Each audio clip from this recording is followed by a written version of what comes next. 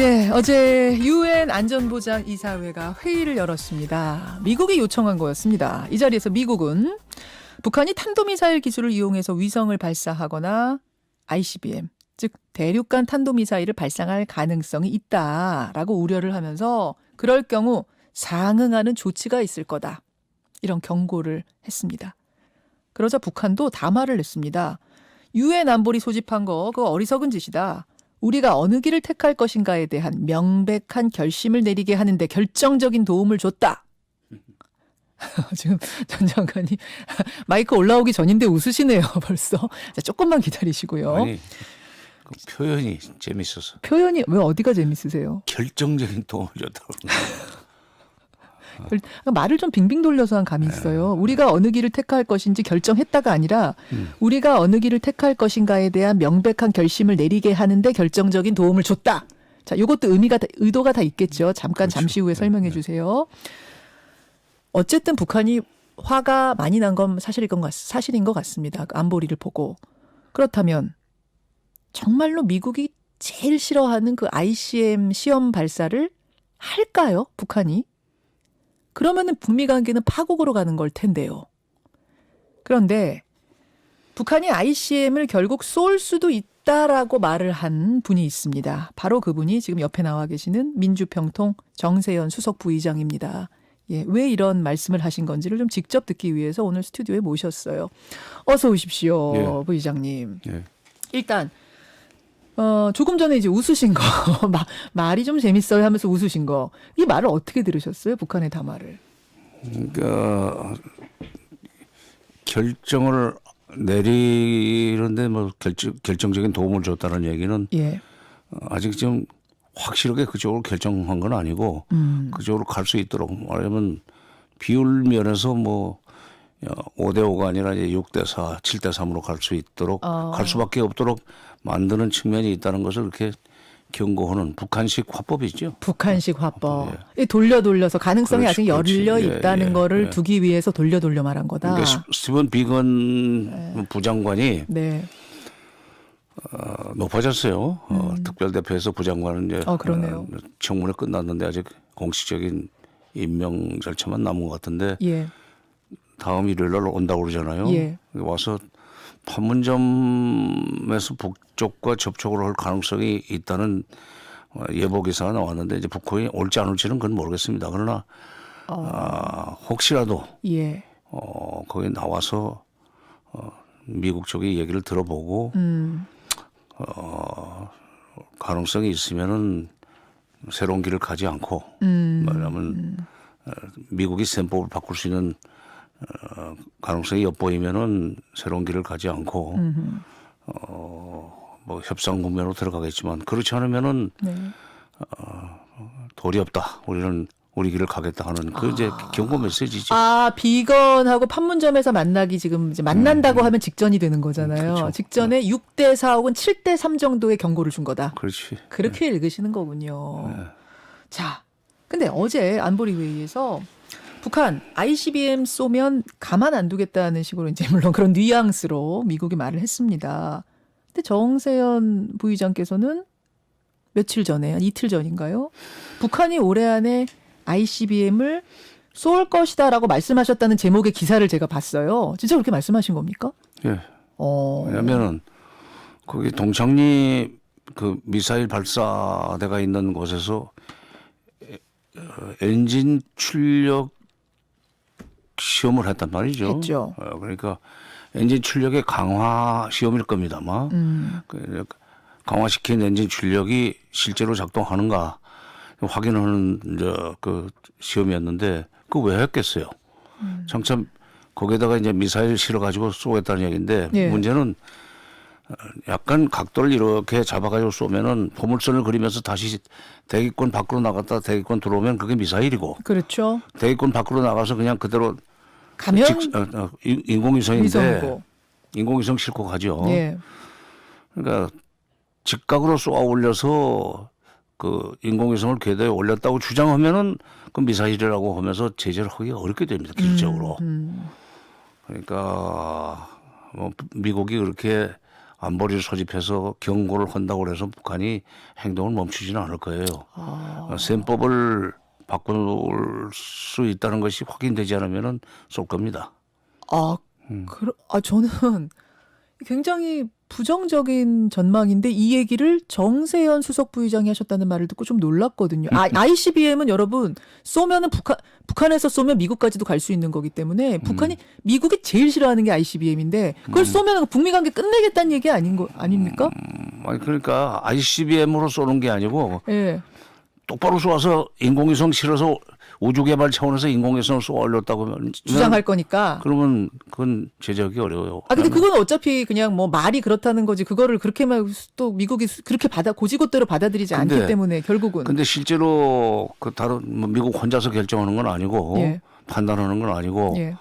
뭐 우리도 있고 일본도 있고 뭐 주변에 중국도 있고 예. 또 심지어 러시아까지도 그쪽 기술은 굉장히 선진화된 나라이기 때문에 예. 그쪽에서 아니 지금 북한의 주장대로 이것은 인공위성이지 미사일 아니다. 각도 보니까 이거는. 그렇지.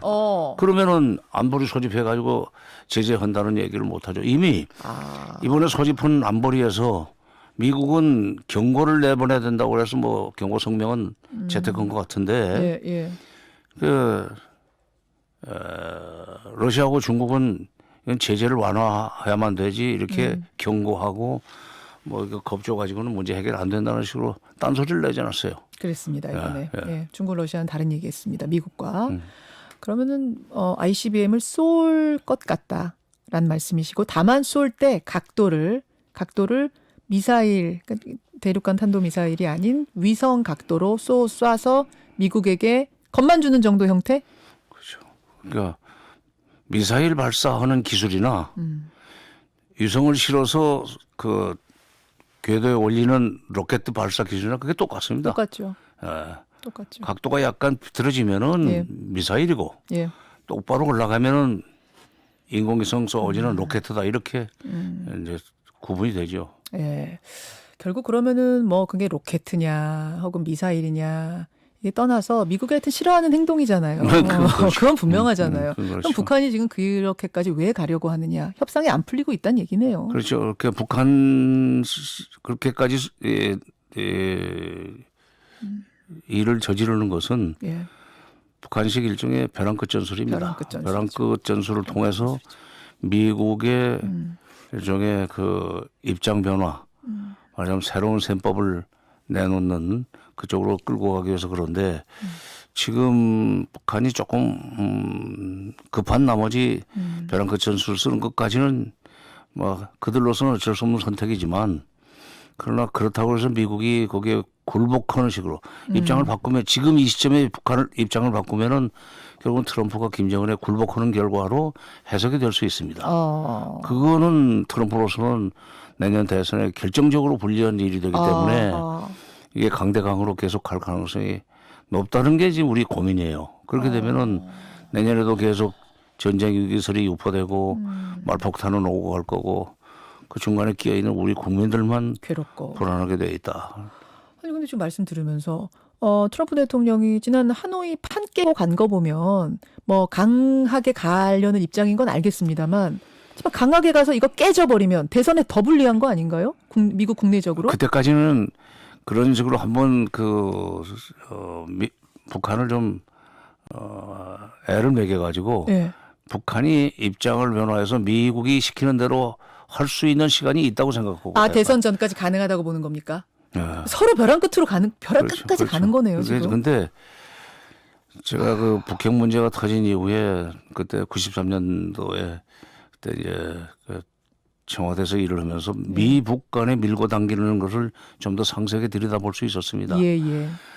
미국의 대북 정책 또는 북핵 정책의 출발은 뭐냐면은 북한이 하는 행동은 나쁜 배드 비헤이비어다.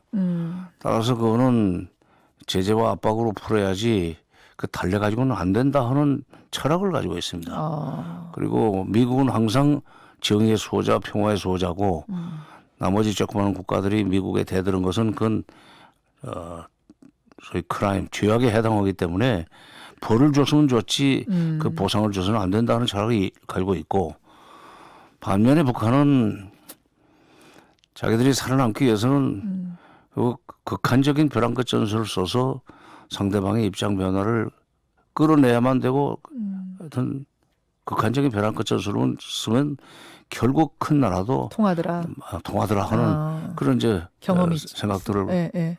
하죠. 그러니까 그게 그 접점을 만들기 어렵게 만드는 기본 원인입니다. 그때 그랬던 게 철학이 지금도, 달라요. 철학. 지금도 외교 철학이. 그래요. 지금도 그 철학이에요. 지금도 그래요. 그러다 보니까 이렇게 될 듯 안 되고 특히 심지어 지금 트럼프 대통령, 김정은 위원장 같은 경우에는 다 좀 뭐라고 해야 돼요. 좀 일반적인 지도자와는 다른 그래서 뭐 될 가능성도 크지만 그래서 또 안 될 수도 있는 좀 돌출적인 지도자라는 평가들을 많이 하다 보니까 피차 마찬가지죠. 피차 마찬가지죠. 트럼프도. 참 불확실성이 이것만큼 높은 게 없다고 할 정도로 이 북미 관계를 예측하는 건 쉽지가 않지만 그래도 늘 정세현 수석 부의장의 예측은 가장 가깝게 맞아떨어졌기 때문에 이번에도 제가 정세현 전 장관, 정세현 수석 부의장의 머릿속 시나리오를 좀 듣고 싶습니다. 어떻게 예상하세요? 앞으로 쭉 본다면 대선까지. 제일 좋은 시나리오, 베스트 케이스 시나리오는 스티븐 비건이 일요일 날 돌아가지고 예. 뭐 월요일이나 화요일쯤 예. 판문점에서 북쪽 최선희 부상 정도를 만나가지고 얘기가 잘 돼서 그러니까 미국이 이러이러한 식의 태도 변화를 좀 보여준다면 우리도 거기에 상응하는 북한 입장에서 상응하는 조치를 취할 수 있다. 말하자면 크리스마스 때 뭐 인공위성이라고 핑계를 대고 미사일을 발사하는 그런 식의 선물을 줄 수 있다고 겁을 주지 않았어요? 예. 그 크리스마스 선물이 그거라고 보세요? 그렇지. 결국 크리스마스 선물이 ICBM이라고 아니 그게 보시는 거예요? 무슨 북한에서 산타크로스가 대표한 건데 얼마 전에 그 크리스마스 선물이라고 얘기했던 그게 이거다라고 예, 보시는 겁니까? 예. 그 반어법이죠. 네. 그렇게 이제 될 수 있는 것이 제일 좋은 시나리오고 잘 안 풀리는데. 되면은 아마 물밑 대화는 지금 뉴욕에서 계속 할 수 있어요. 예. 근데 이미 지난 12월입니까 벌써? 12월 7일 날 오후에 엔진 시험 발사 성공하고 난 뒤에 김성 우리 또 성김도 있었는데 거기 김성 북한 유엔 대사가 이제 비핵화 문제는 북미 간의 협상 테이블에서 내려놨다. 그런 말이죠. 미국의 태도로 보니까 북한이 그동안에 줄기차게 요구해왔던 안전권과 발전권, 안전권과 생존권 보장해줄 가능성은 완전히 제로라고 보기 때문에 그렇다면 6.12 싱가포르에서 합의했던 대로 안전권과 발전권이 보장되면은 비핵화하겠다는 거였었는데 그러면 그건 비핵화 우리는 더 이상 할 생각이 없다는 담화를 냈죠. 유엔 대사가 발표를 했어요. 그 얘기는 뉴욕에서 그동안에 쭉 물밑 대화를 북미 간에 해왔는데 북쪽에서 물밑 대화의 창구를 닫는다는 뜻입니다. 이제 그러니까 답답하니까 스티븐 비건이 결국 직접 오는 거예요. 여기 와서 이제 북한으로 판문점까지 내려와서 좀 만나자 하는 메시지를 보낼 텐데 그게 이제 통하면은 좋은 거고. 예. 최선희 부상이 내려면 최악의 경우는 피하는 거라고 봅니다. 근데 묵묵부답으로 안 나오면은 그러면은 아마 크리스마스 때 일을 저지를 가능성이 높습니다. 왜냐하면 북한이 지금 이걸 특히 미국의 그 명시적인 그리고 객관적으로 누가 봐도 미국이 태도를 바꿨다는 것이 입증될 수 있는 정도의 변화가 없으면 북한도 입장을 바꿀 수 없는 것이 결심을 바꿀 수 없는 것이 지난 10월 15일 날 백두산 갔다 온 거에 비해서 금년 11월 초에 더 어마어마한 그 사람들을 특히 군 장성들을 데리고 백두산에 올라가서 상당히 오랫동안 거기 그 여러 군데 백두 밀령을 돌아보고 모닥불 피고 불 쬐는 거 특히 그 이설주를 데리고 왔어요. 김정은 옆에 이설주가 그렇게 앉아 있는 것은 항일 빨산 투쟁할 때 김일성 옆에 김정숙이 있던 포즈고 똑같은 겁니다. 일부러 똑같이 만든 거예요. 그렇죠. 할아버지랑 똑같이. 그러니까 항일 빨산 투쟁하던 정신으로 미국의 압박과 제재에 견디겠다. 그 메시지예요. 그리고 미국한테는 그런 메시지인데 미국이 그걸 그대로 읽어줄지는 그건 모르겠어요. 그러나 적어도 북한 주민들한테는 앞으로 좀 고생스럽겠구나. 그런데 김일성 거기서는 수령인데 예, 예.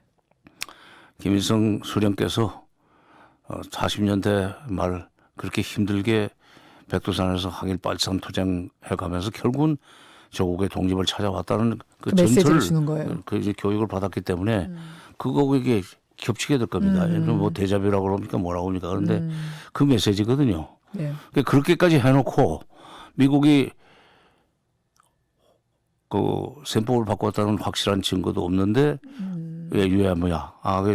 그러면은 내년에 새로운 길을 가는 것은 좀 더 기다려 보겠다는 식으로 하기 어려울 것. 모닥불까지 핀 상태에서는 이제는 뒤로 가지는 못할 거다. 미국이 확실하게 거기에 대해서 그럼 정말로 이게 비건 안 만나고 크리스마스 선물 쏘고 이렇게 되면 그 다음은 어떻게 되는 건가요? 우선은? 새로운 길을 가는 거죠. 그러니까 이제 뭐 핵실험을 다시 할 필요는 없을 거예요. 왜냐하면 5번 하고 나면 대개 핵폭탄 만드는 기술은 확보했다는 겁니다.